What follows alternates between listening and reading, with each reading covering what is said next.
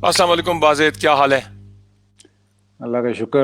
आप सुनाएं, लॉकडाउन की जिंदगी मजीद चलती हुई। बस जी अब तो आदत सी हो गई है इस लॉकडाउन हाँ। की। तो एग्जैक्टली आप बताइए कैसी गुजर रही है? आपको तो बहुत ऑब्वियसली मिस कर रहे होंगे अपनी कमेंट्री भी और ट्रैवलिंग भी। नॉर्मल लाइफ ज्यादा मिस हो रही है क्योंकि आपको पता है कि दोस्त, दो गली छोड़ के दोस्त भी है तो उसके पास आप नहीं जा रहे। वो ज्यादा मिस हो रही। कमेंट्री तो फिर बाद में। तंग मतलब आपसे भी मैं ये सवाल करूंगा, घर वाले हमसे ज्यादा तंग होंगे? हम तो खैर घर बैठे हुए ही हैं क्योंकि कभी इतनी देर घर बैठे नहीं है। नहीं, आई थिंक फीलिंग म्यूचुअल है बिल्कुल। क्या बोलूं, छोड़ें। मेरा ख्याल है राज की बातें राज ही रहने देते हैं। चले ठीक। तो, ठीक है, तो ठीक है। बात क्रिकेट की तरफ आते हैं। हम्म। ऑब्वियसली आजकल वाहिद तरीका क्रिकेट को फॉलो करने का यही है कि हम अखबारात पढ़ लेते हैं, वेबसाइट्स देख लेते हैं, इंटरव्यूज पढ़ लेते हैं, फॉलो कर लेते हैं। क्रिकेट मैचेस तो चल नहीं रहे। तो अभी बड़ी इंटरेस्टिंग एक स्टेटमेंट मैं देख रहा था Indian fast bowler Mohammed Shami की, जिन्होंने क्लेम किया है कि इंडियन फास्ट बॉलिंग अटैक जो है, जिसमें ऑब्वियसली शामी खुद भी शामिल हैं और ईशांत शर्मा, भुवनेश्वर कुमार, जसप्रीत बुमराह, उमेश यादव। तो उन्होंने कहा है कि ये जो इंडियन बॉलिंग अटैक है, ये क्रिकेट की तारीख में एक बेहतरीन बॉलिंग अटैक है।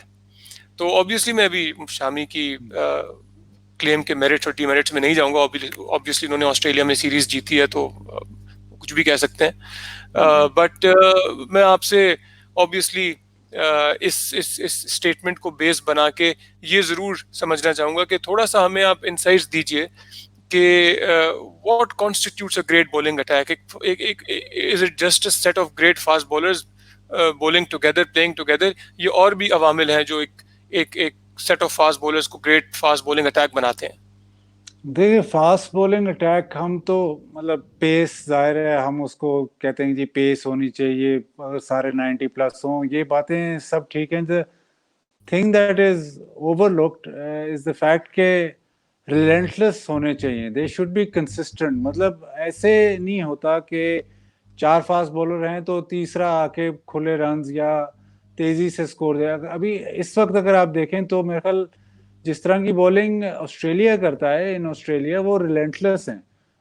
हेजलवुड हो गया, स्टार्क हो गया, कमिंस हो गया, वो बहुत मुश्किल से आपको कोई बॉल ऐसा देते हैं जहाँ पे आप स्कोर कर सकते हैं। मेरे ख्याल even the great West Indian attack वो भी रिलेंटलेस था। पेस, बैटरी तो थी, but the accuracy that they possessed वो रिलेंटलेस था। आई थिंक इंडिया का इस वक्त मेरा जो फास्ट बॉलिंग अटैक है इंडियन हिस्ट्री में, तो मेरा ख्याल सबसे बेहतरीन अटैक तो है ही। बट अगेन उनकी भी अगर आप देखें तो आप वाइट बॉल देख लें या इवन टेस्ट मैच क्रिकेट देख लें तो the length that they ball और जो कंसिस्टेंसी है, दैट मैटर्स अ लॉट। तो वो आप जो कहते हैं कि अग्रेशन होनी चाहिए, अग्रेशन, कंट्रोल्ड अग्रेशन ही हमेशा होती है।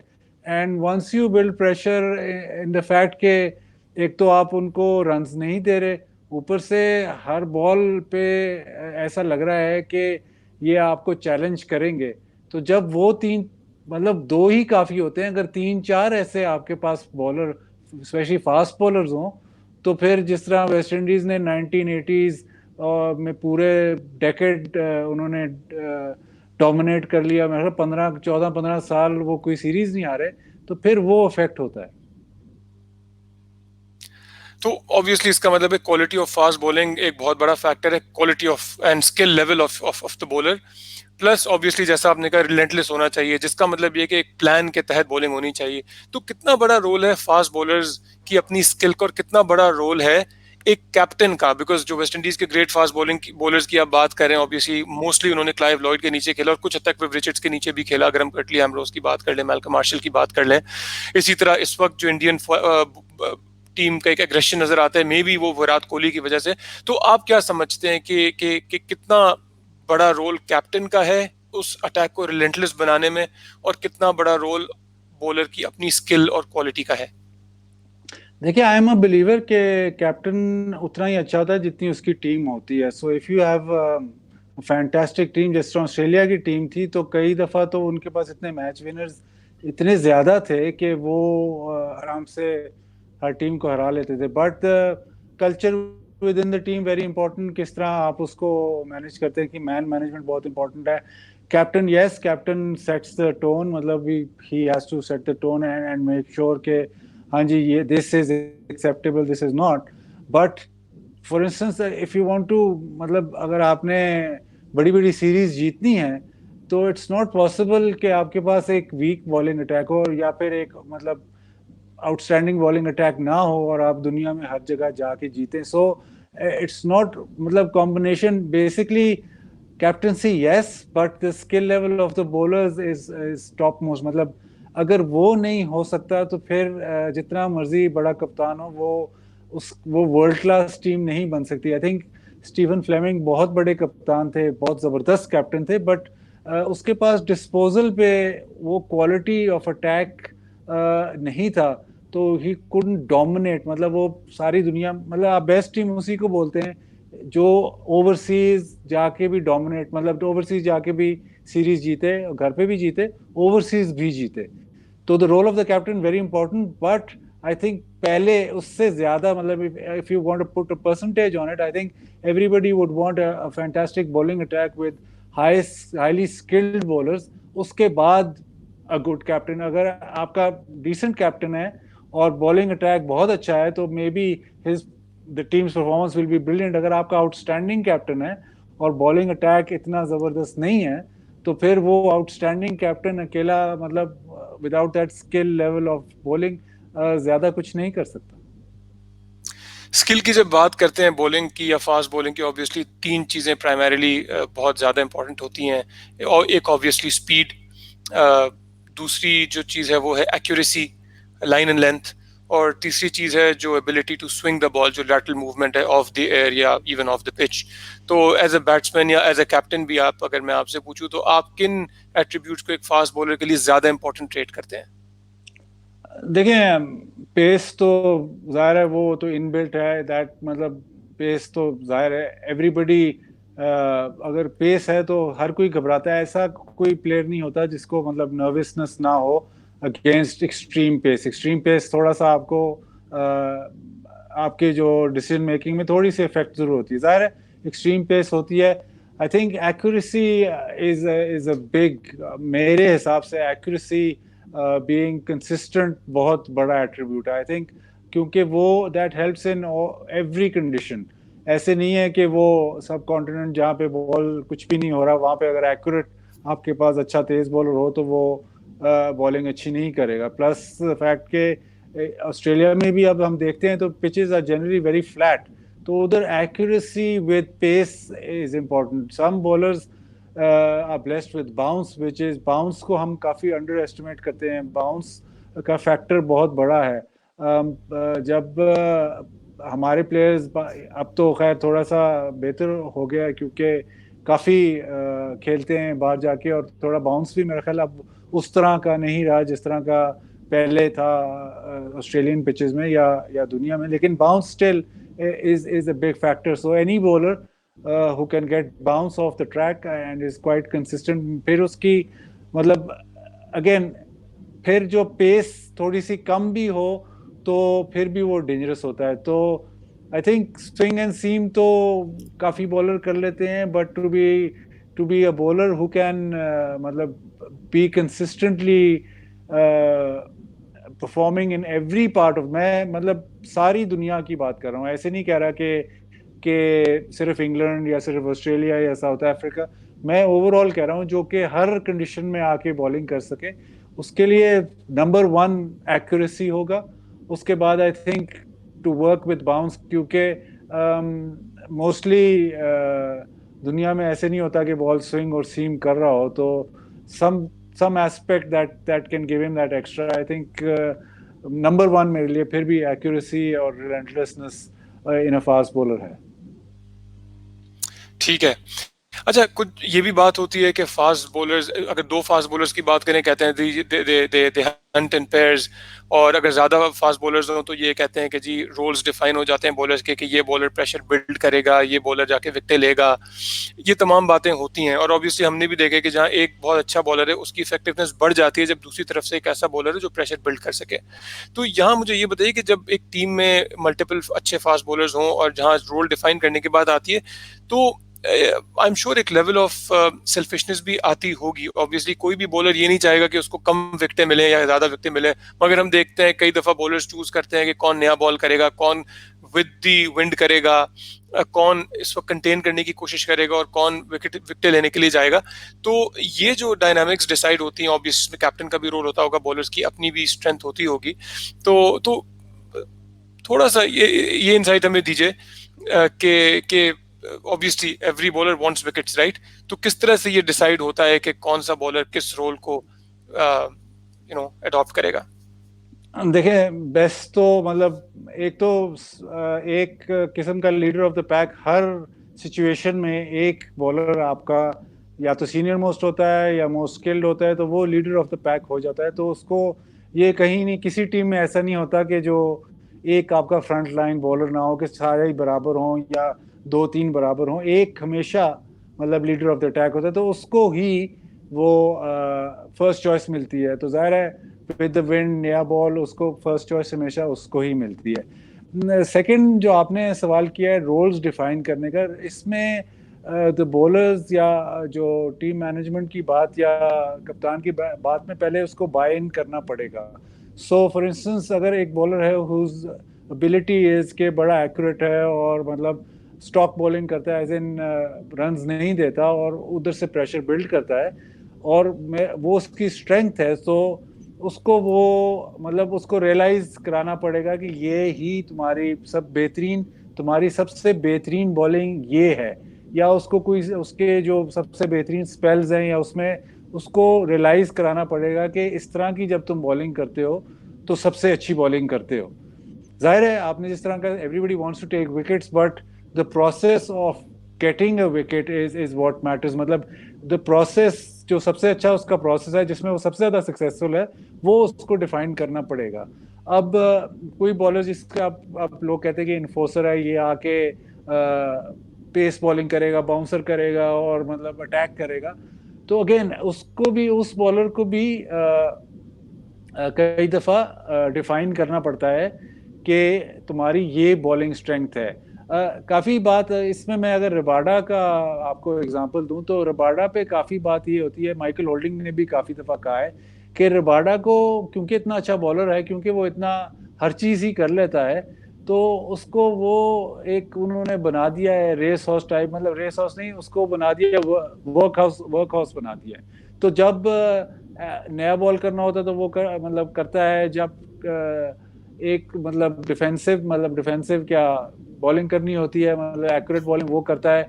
जब इन्फोर्स करना होता है, बाउंसर करने होते हैं, तो तब भी वो करता है। तो उससे उस अकॉर्डिंग टू, हालांकि उसका रिकॉर्ड अभी भी बहुत जबरदस्त है, लेकिन अकॉर्डिंग टू माइकल होल्डिंग वो कहता है कि उसकी इफेक्टिवनेस कम हो गई है, क्योंकि ही इज अ स्ट्राइक बॉलर और इसको स्ट्राइक बॉलर की तरह ही यूज करना चाहिए।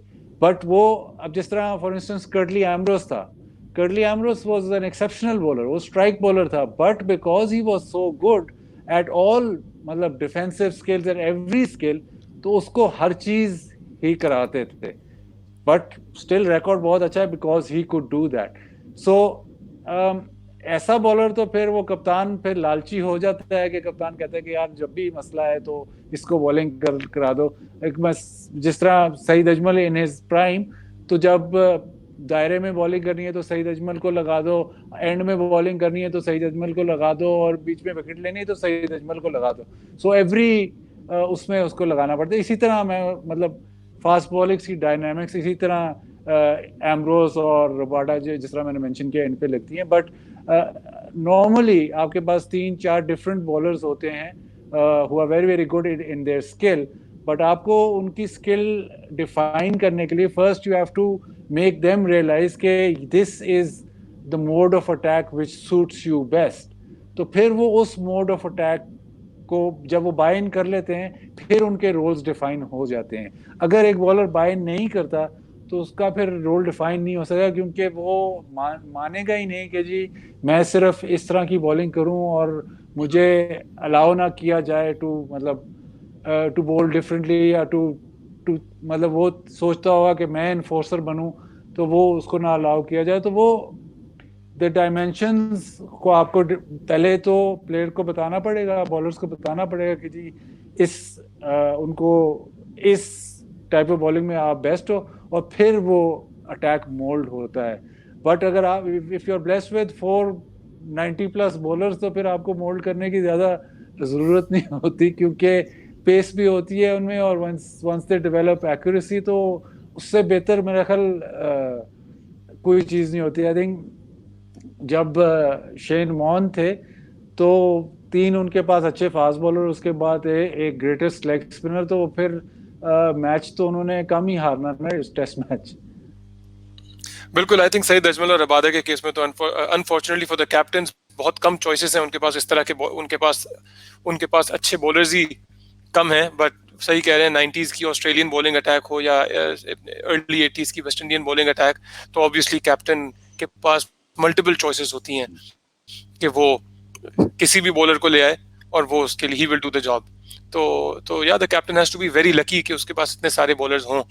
बिल्कुल। तो अब अगर हम वापस आते हैं शामी की स्टेटमेंट की तरफ, तो पहला सवाल तो आपसे ये पूछूंगा कि is it fair to compare the bowlers across eras?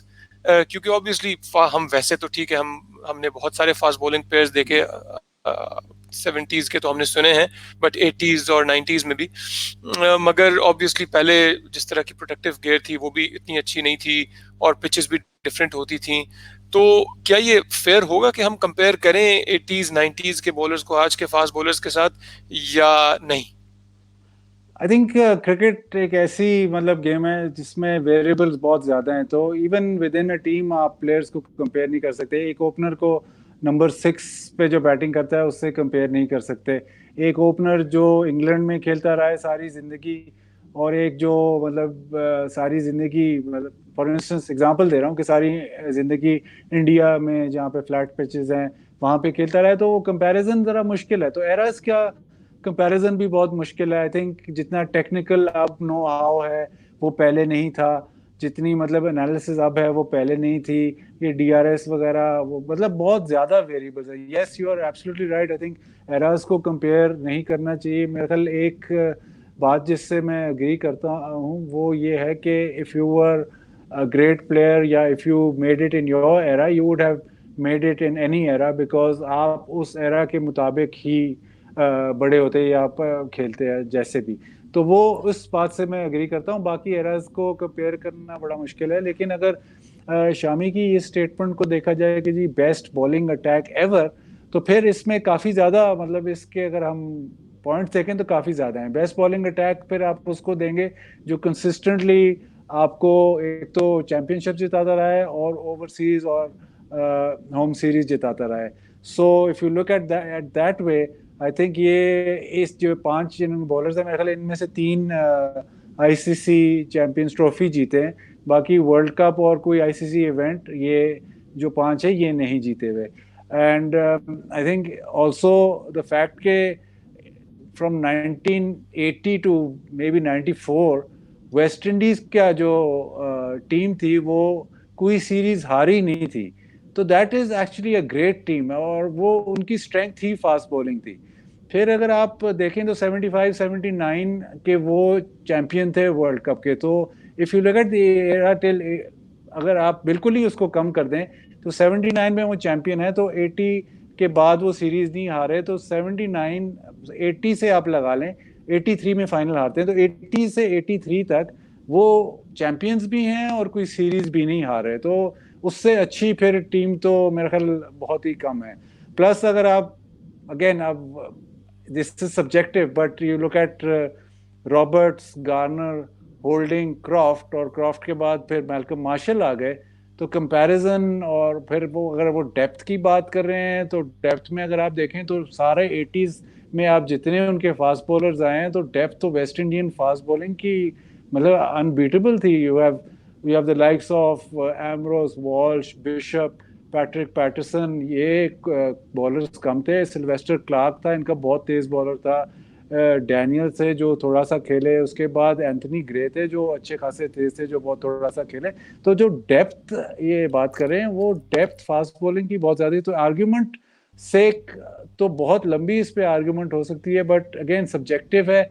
और ये कह देना कि this is the best attack ever, then you have to back it up with winning everything. You have to win the World Cups, you have to win overseas series and home series. I think this is probably the best fast bowling attack जो India has ever had.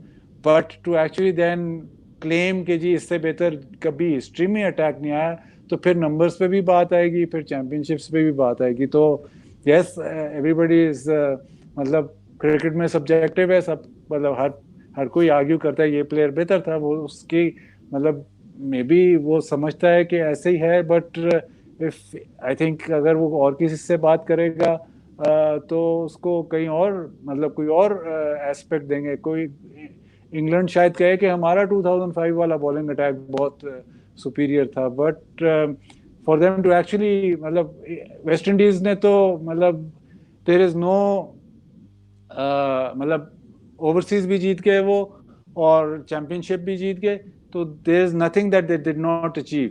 तो अभी कह देना कि best attack है, ठीक है, जब ये अटैक वर्ल्ड कप भी जीतेगा और मतलब चले एक आईसीसी इवेंट और जीतेगा, और ये इंग्लैंड, ऑस्ट्रेलिया, साउथ अफ्रीका हर जगह जाके कंप्लीट मतलब वो सीरीज जीतेंगे, तो फिर this then his claim can't be wrong.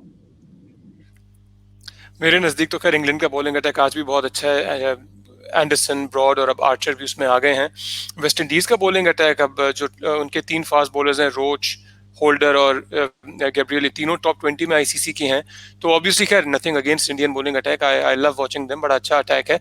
हम पाकिस्तानी इसके लिए ज़्यादा टची टॉपिक अब इसलिए हो गया है क्योंकि ऑब्वियसली अनफॉर्चुनेटली हम अब अपने अटैक के बारे में नहीं कह सकते ऐसी बात, जबकि एक ज़माना था कि हम दुनिया पे राज करते थे जब फास्ट बॉलिंग की बात आती थी। आई नो इस प्रोग्राम इसके लिए हमें एक सेपरेट प्रोग्राम करना पड़ेगा, और obviously you being a veteran of domestic cricket, आपने इतनी खेली है, तो अभी सवाल बिल्कुल बनता है कि पाकिस्तान की अब फास्ट बॉलिंग की डेप्थ वो क्यों नहीं रही, बट आई एम श्योर कि ये जवाब आप 2 मिनट में मुझे नहीं दे सकते।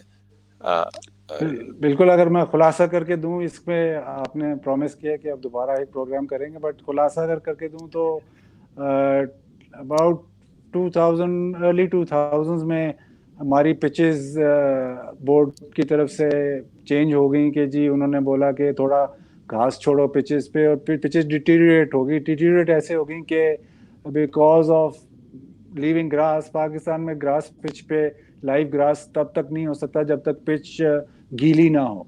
तो once the pitch is wet, तो वो अनइवन बाउंस उसमें आ जाता है, और वेट पिचेस और इस तरह की जो अनइवन मतलब ग्रासी पिचेस पाकिस्तान में स्पेशली, स्पाइसी पिचेस जिसको आप बोले, वो they only help medium pace bowling. तो आप उसके बाद से देख लें तो फास्ट बॉलर्स आप बहुत कम प्रोड्यूस करें, इवन लेग स्पिनर्स भी आप बहुत कम प्रोड्यूस करें, क्योंकि लो स्कोरिंग मैचेस हैं, उसमें आपको मीडियम पेसर्स चाहिए and who don't give away any sort of runs. अगर स्पिनर से ओवर कराना है तो लेफ्ट आर्म स्पिनर चाहिए जो आपको इकोनॉमिकल 2-4 ओवर दे दे। लेग स्पिनर आप अफोर्ड नहीं कर सकते क्योंकि 15, 20, 30 रन मैच डिफरेंस क्रिएट कर देते हैं। तो वो एक ग्राफ भी निकला था कि पाकिस्तान की फर्स्ट क्लास क्रिकेट, मतलब फर्स्ट इनिंग स्कोर दुनिया में सबसे लोएस्ट थी। तो उस वजह से I think that is the major factor कि आपने इनकरेज ही नहीं किया फास्ट बॉलिंग को, because you could get away with medium pacers. और अभी भी आप देखें तो काफ़ी सारे medium pacers have very very good record in first class cricket, 100, 200, 250 out for next to nothing, because of the very fact that with the graze ball and the pitches, so आपने encourage नहीं की fast bowling. इसमें ये नहीं है कि suddenly fast bowling, हर चीज़ के पीछे कुछ वजूहात होती हैं, and if you look delve deeper तो वो नज़र आ जाती हैं। ये नहीं है कि ऐसे एकदम से पाकिस्तान के फास्ट बॉलर ख़त्म हो गए, एकदम से स्ट्रेंथ ख़त्म होगी, एकदम से एबिलिटी ख़त्म होगी। एबिलिटी को भी हार्नेस करना पड़ता है, और एबिलिटी को भी तभी वो सामने आती है जब ज़रूरत होती है। अगर मुझे घर पे बैठे बैठे, अब जैसे लॉकडाउन में घर पे बैठे बैठे अगर मैं कमेंट्री करूं और मैं उसी लेवल पे रहूं, मुझे तनख्वाह भी उतनी मिले और पॉपुलैरिटी भी उतनी मिले, तो मैं आहिस्ता आहिस्ता रिग्रेस कर जाऊंगा, क्योंकि मुझे ज़रूरत नहीं है प्रोग्रेशन की, क्योंकि इसी में मैं मतलब फुलफिल्ड हूँ। तो जब आप इस किस्म की सिचुएशन क्रिएट करते हो जहाँ पे आपको actually you don't need a fast bowler, और फास्ट बॉलर है भी, तो आप कहोगे कि यार इसको खिलाने की जरूरत नहीं है, कि शायद ये 15-20 रन ऊपर दे दे, तो that is the biggest biggest issue I think. इस पे जाहिर है बहुत डिटेल डिस्कशन हो सकती है, बट दैट खुलासा यही है। समझ गया। तो बेसिकली बॉलर्स को वो मेहनत ही नहीं करनी पड़ी जो पहले करने की जरूरत पड़ती थी विकेट्स लेने के लिए और अपनी स्किल्स को मजीद एनहांस करने के लिए। ठीक है। तो ठीक है बाजिद, आई थिंक काफी अच्छा आपसे डिस्कशन फास्ट बॉलिंग की हो गया। जाते जाते आपसे जरूर पूछूंगा कि अपने पर्सनल 3 फेवरेट्स बताइए आजकल के दौर के 3 फास्ट बॉलर्स। अगर मैं आपसे कहूँ अपना बॉलिंग अटैक चूज करें, तो कौन से 3 फास्ट बॉलर्स होंगे फ्रॉम अक्रॉस द वर्ल्ड जो आप पिक करेंगे अपने अटैक में? देखें, एक तो आपने आर्चर का नाम लिया, आर्चर बहुत जबरदस्त मुझे लगता है। प्लस अब हेजलवुड, आई थिंक हेजलवुड मुझे बहुत अच्छा लगता है तो सारे ही बहुत जबरदस्त हैं, बट मैं पर्सनली अगर मैं बताऊं तो आर्चर और हेजलवुड। उसके बाद तीसरा जो है, उसमें काफी सारे ऑप्शंस हैं जो कि उसमें सोचना पड़ेगा। आई थिंक तीसरा अगर मैं देखूंगा तो आउट एंड आउट वो फास्ट बॉलर नहीं है, but I think Trent Boult को देना पड़ेगा, क्योंकि शायद एक तो लेफ्ट आर्मर है, और ऊपर से वो काफी मतलब अंडर द रेडार चला जाता है, तो शायद I think he is a terrific bowler as well.